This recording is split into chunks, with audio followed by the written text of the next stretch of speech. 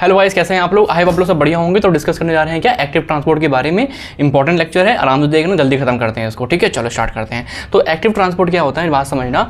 दो टाइप के ट्रांसपोर्ट होते हैं हमारे पास, एक एक्टिव और एक पैसिव। पैसिव में हमें एनर्जी नहीं खर्च करनी पड़ती, मतलब अपने आप हो जाएगा। जैसे मान लो ये आपका एक स्लाइडर है, स्लाइडिंग है, यहाँ से आपने बॉल को बस ऐसे रख दिया तो बॉल अपने आप नीचे आ जाएगी, अपने आप नीचे आ जाएगी बी पॉइंट तक।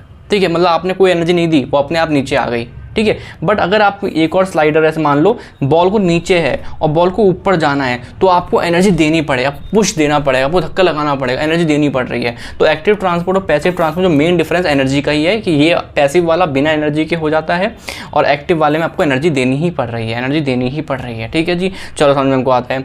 अब मैंने क्या बोला, ऐसा क्यों होता है, पैसिव वाला बिना उसके क्यों है? बिकॉज नेचर का एक नियम है, नेचर का एक नियम है, चीज़ें अपने आप हाई से लो की तरफ जाती हैं। चाहे वो हाई से लो आपकी एनर्जी हो या फिर प्रेशर हो या फिर कंसंट्रेशन हो, आप देखोगे कभी भी चीज़ें अपने आप हाई से लो की तरफ अपने आप चली जाएंगी।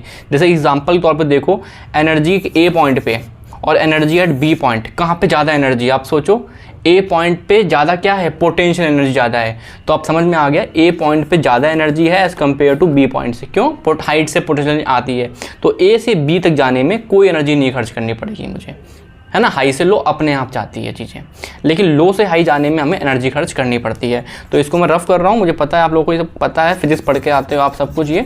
ठीक है, तो आ जाओ, यहाँ पे क्या लिखा हुआ है, आते हैं किसके ऊपर, एक्टिव ट्रांसपोर्ट के ऊपर, केवल उसके ऊपर डिस्कशन करते हैं अभी। तो ये मॉलिक्यूल्स का मूवमेंट है, एक सेल के अंदर से बाहर जाएगा, कुछ बाहर से अंदर जाएगा, अगेंस्ट द कंसंट्रेशन ग्रेडियंट।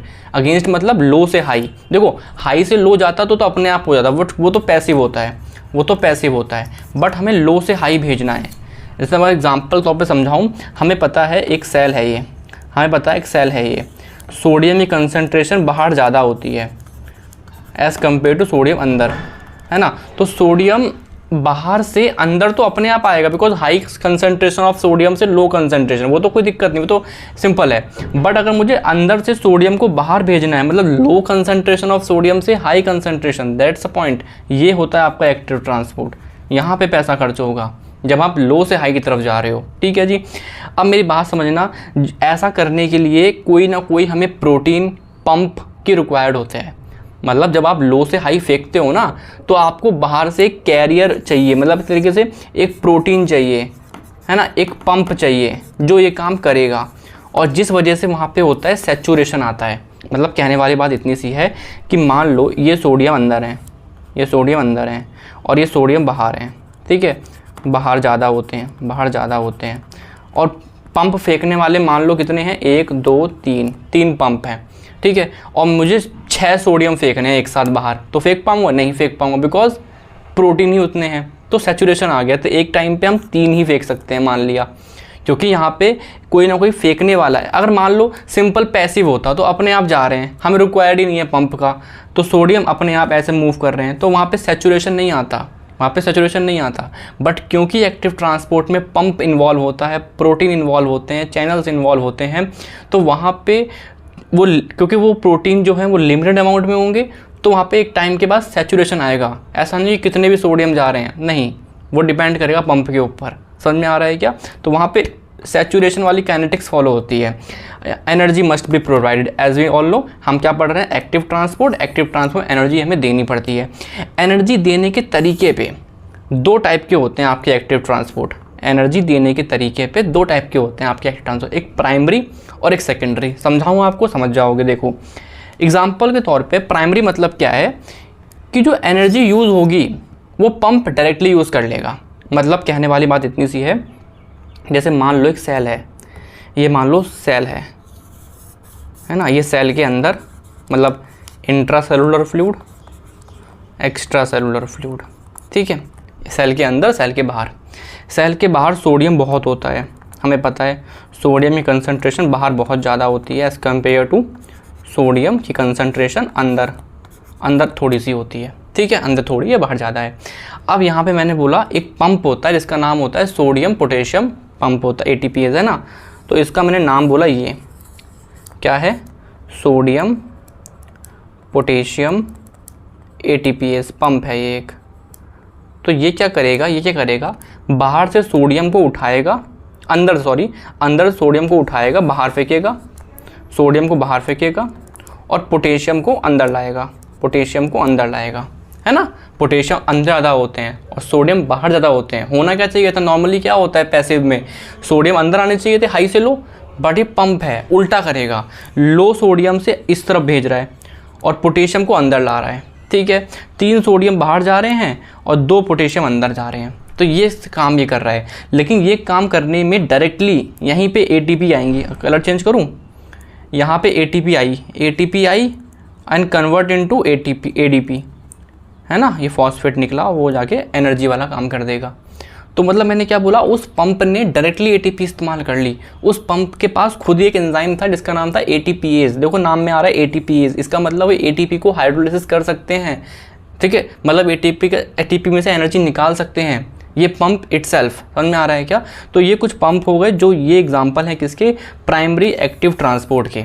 तो प्राइमरी एक्टिव ट्रांसपोर्ट वो वाले एक्टिव ट्रांसपोर्ट वाले पंप हैं जहाँ पे वो क्या करते हैं, देखो क्या लिखा हुआ है, use the energy directly from the hydrolysis of ATP। देखो यहाँ पे सोडियम पोटेशियम ATPase पंप ने डायरेक्टली ATP को हाइड्रोलिसिस करा, एनर्जी निकली, इस एनर्जी से ये वाला ट्रांसपोर्ट करा दिया। इसे बोलते हैं प्राइमरी एक्टिव ट्रांसपोर्ट, जहाँ पे उस पंप ने खुद इस्तेमाल कर लिया।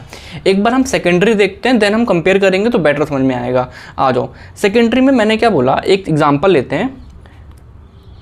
हाँ एग्जाम्पल लेते हैं, मान लिया ये आपकी इस साइड क्या है, इस साइड क्या है, जो आपने खाना खाया इंटेस्टाइन का जो ल्यूमन होता है, ल्यूमन जहाँ पे खाना जा रहा है, डाइजेस्ट हो रहा है, इस साइड क्या है, डाइजेस्टेड फूड पड़ा है, ग्लूकोज पड़ा है, सोडियम पड़ा है, पानी है, अमीनो एसिड है, बहुत कुछ है जो भी आप खाना खा रहे हो।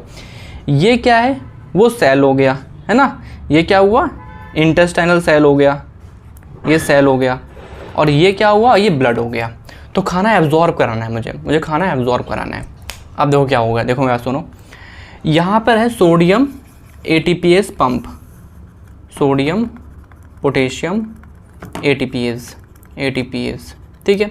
जिसने क्या करा, क्या करता है बताओ, वो सेल के बाहर क्या फेंकता है, 3 सोडियम बाहर फेंके, 2 पोटेशियम अंदर लाया, ठीक है। और जहाँ पे क्या हुआ मुझे पता है, यहाँ पे ATP का इस्तेमाल होता है, यहाँ पे ATP का इस्तेमाल हो गया, ठीक है। ATP convert into ADP। अब इस वजह से हुआ क्या, मेरी बात समझना, इस वजह से क्या हुआ, इस सेल के अंदर, इस वाले सेल के अंदर सोडियम की कंसंट्रेशन कम हो गई, सोडियम की कंसंट्रेशन कम हो गई। क्यों कम हो गई, बिकॉज सोडियम पोटेशियम पंप ने सोडियम को बाहर फेंका बहुत तेज। तो सोडियम के सेल के अंदर सोडियम की कंसंट्रेशन कम हो गई, है ना, ये कम हो गई। अब आ जाओ यहाँ पर, है ना, अब आ जाओ यहाँ पे, क्योंकि अंदर सोडियम कम हो गया तो सोडियम यहाँ से अपने आप हाई कंसंट्रेशन बाहर है और अंदर कम है। अंदर कम होने का रीज़न क्या है, ये वाला pump, sodium potassium ATPase pump, ठीक है। तो ये सोडियम अपने आप अंदर आ जाएगा और सोडियम के साथ साथ ग्लूकोज चला आएगा। कोई एक पंप होते हैं जिसमें सोडियम आता है, साथ में अमीनो एसिड भी चले आते हैं साथ में। समझ में आ रहा है। ये जो वाला पंप बोलेगा हमने तो एनर्जी इस्तेमाल करी ही नहीं, हम तो ऐसे आ रहे हैं, देखो हाई, यहाँ पे ज़्यादा सोडियम है, यहाँ पे ज़्यादा सोडियम है, यहाँ पे कम सोडियम है, तो ये अपने आप अंदर आ गया, कोई एनर्जी खर्च नहीं हुई। मैं बोलूँगा सही बात है यार, बट एक्चुअल एनर्जी खर्च नहीं हुई क्या, हुई है। कहाँ खर्च हुई है, यहाँ पे खर्च हुई है। देखो मैंने क्या बोला आपसे, मैंने क्या बोला गाइस आपसे, कि आप बोल रहे हो कि इस वाले पंप ने सोडियम ग्लूकोज सिम्पोर्ट ने, है ना, सिम्पोर्ट या को ट्रांसपोर्ट ने कोई एनर्जी खर्च नहीं करी, कोई एनर्जी खर्च नहीं करी, है ना। बट ऐसा नहीं है। एक सेकंड यार, वीडियो आ रही है, कॉल आ रही है। हाँ एक कॉल आ गया था, थोड़ा सा रुको 1 मिनट। तो मैंने क्या बोला आप लोगों से, देखो जो सोडियम ग्लूकोज सिम्पोर्ट है वो क्या बोल रहा है कि सोडियम ज़्यादा यहाँ पर है और कम यहाँ पर हैं, हम तो अपने आप अंदर आ गए, कोई दिक्कत नहीं लगी हमको।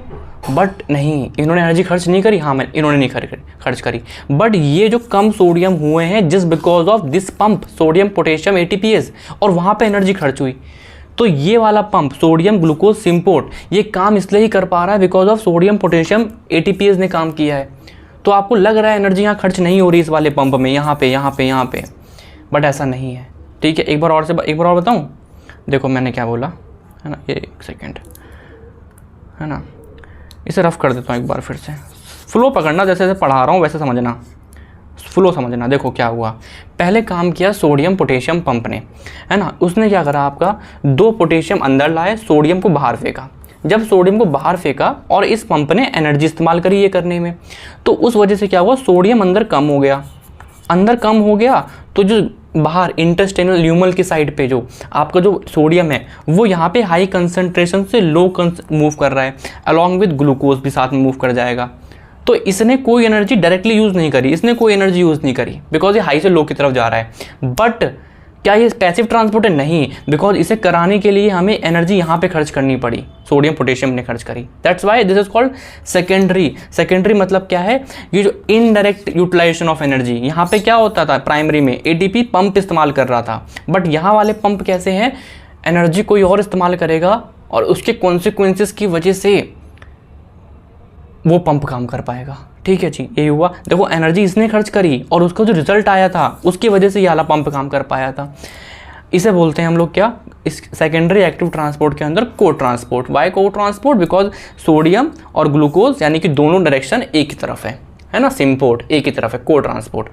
अब आते हैं एंटीपोर्ट, यानी कि एक अंदर जाएगा एक बाहर जाएगा। तो यहाँ पे देखो, ये मान लो आपकी ट्यूब है, किडनी वाली नेफ्रॉन पड़ा है, नेफ्रॉन ये ट्यूब है ना, ल्यूमन है ना, ऐसा समझ लो जहाँ चीज़ जा रही है। ये उसका सेल हो गया, पीसीटी का सेल मान लो, है ना, और ये ब्लड हो गया। अब होगा क्या आपका, मुझे ना सोडियम को एब्जॉर्ब करना है, यहाँ पे सोडियम है, यहाँ पे सोडियम है, उसे मुझे एब्जॉर्ब करना है, उसे मुझे एब्जॉर्ब करना है। कैसे करूँगा, चलो देखते हैं। तो मेरी बात समझना, ब्लड की साइड में आपका पंप लगा है जिसका नाम है सोडियम पोटेशियम पंप, ATPase। ठीक है, वही सेम काम, वो सोडियम को बाहर फेंक दिया, पोटेशियम को अंदर लाया, जिसकी वजह से अंदर सोडियम कम हो गया, जिसकी वजह से अंदर सोडियम कम हो गया। तो क्या होगा आपका, मुझे बताओ, तो क्या होगा, तो एक पंप एक्टिवेट हो जाएगा, सोडियम हाइड्रोजन एक्सचेंजर, यानी कि सोडियम अंदर कम हुआ तो सोडियम अपने आप अंदर आ जाएगा, और टू मेंटेन इलेक्ट्रिकल न्यूट्रलिटी तो यहाँ पे क्या होगा, हाइड्रोजन अंदर आ जाएगा, इस तरफ आ जाएगा। तो ये एक्सचेंजर हुआ। यहाँ पे भी आप देखोगे कि जो सोडियम पोटेशियम एक्सचेंजर है उसने डायरेक्टली एनर्जी इस्तेमाल नहीं करी, बट सोडियम पोटेशियम पंप ने जब काम किया उसकी वजह से ही तो ये काम कर पा रहा है, वरना वो ग्रेडियंट बन ही नहीं पाता। क्योंकि सोडियम पोटेशियम पंप ने जो काम किया उसकी वजह से सोडियम कम हुआ और फिर सोडियम अंदर आया, है ना। सेम यहाँ पे लगा दो, सोडियम ग्लूकोज सिम्पोर्ट वाला भी, sodium potassium sodium glucose symport यहाँ पे भी होते हैं। तो उसने क्या करा, सोडियम को अंदर खींचा और ग्लूकोज को भी अंदर खींच लिया, तो ग्लूकोज एब्जॉर्ब हो गया, रीअब्जॉर्ब, है ना, रीअब्जॉर्ब हो गया। देखा होगा ना हम लोगों ने, जब पढ़ते हैं हम लोग क्या, नेफ्रॉन ग्लोमरस फिल्ट्रेशन, फिर सिक्रीशन होता है, फिर रीअब्जॉर्प्शन होता है, वो सब कुछ हो रहा है। ठीक है, तो ये आपका ख़त्म कहानी। तो आई होप समझ में आया हो। इनका नाम होता है एंटीपोर्ट, क्योंकि इसका सोडियम हाइड्रोजन वाले का, क्योंकि एक इधर जा रहा है एक इधर जा रहा है। और सिम्पोर्ट किसका नाम है बताओ, आपका दोनों एक तरफ जा रहे हैं। ठीक है, तो ये आराम से पढ़ना, इजी टॉपिक, ज़्यादा टफ नहीं है, इजीली आराम समझ में आ जाएगा। ओके, आसान टॉपिक। ठीक है, चलो, थैंक यू, बाय।